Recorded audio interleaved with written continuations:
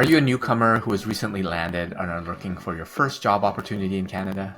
Are you planning to immigrate to Canada and want to set your job search for success before you arrive? Are you looking to understand the job search landscape in Canada? Then this video is for you. In today's video, we'll be sharing a few thoughts and considerations to help newcomers who have recently landed or are on their way to arrive or just looking for job search help in Canada. Alrighty then. While this video is geared towards newcomers, there are lots of useful tidbits for general job seekers as well. If you're a returning subscriber, glad to have you back. If you're new, hello and welcome.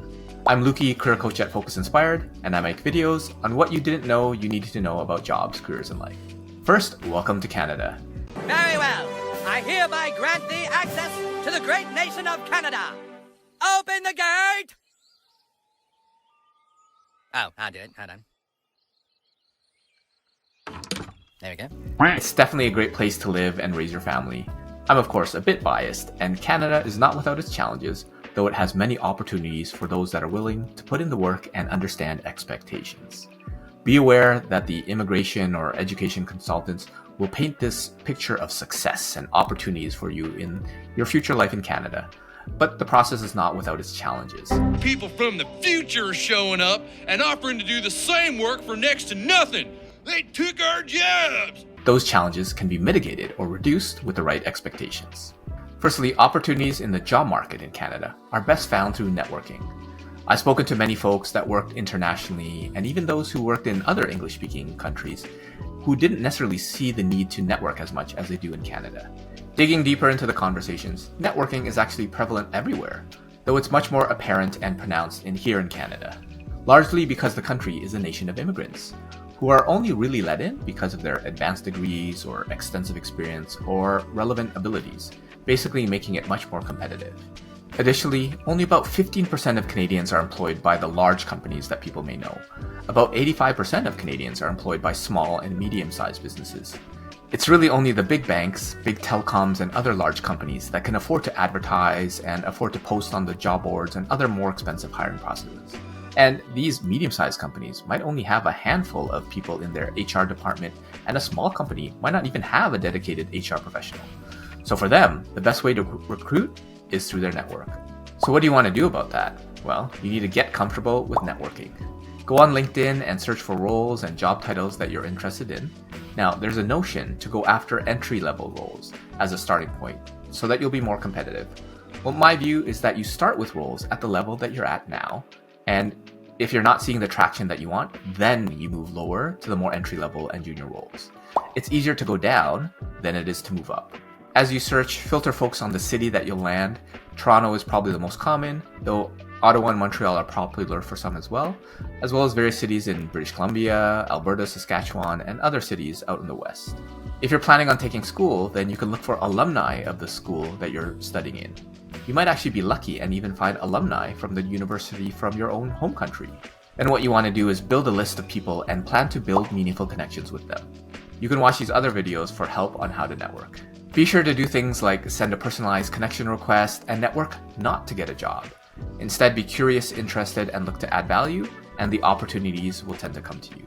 Add to this list periodically, since as you add more connections, then your list of connections will also expand as well. You can do all this before you even arrive in Canada. Keep in mind the 10-6-3-1 rule. If you connect with 10 people, 6 will ignore you, 3 will say no, and 1 will change your life. So if more than 10% of your connections are responding, then you're in good shape. Before we continue with more tips for after you land in Canada, give this video a like as it helps reach a wider audience who might be interested in this video. Hey, we're in Canada! Well, of course you are. And Canada Friends welcomes you. Welcome, friends, to Canada. Canada Friends loves you.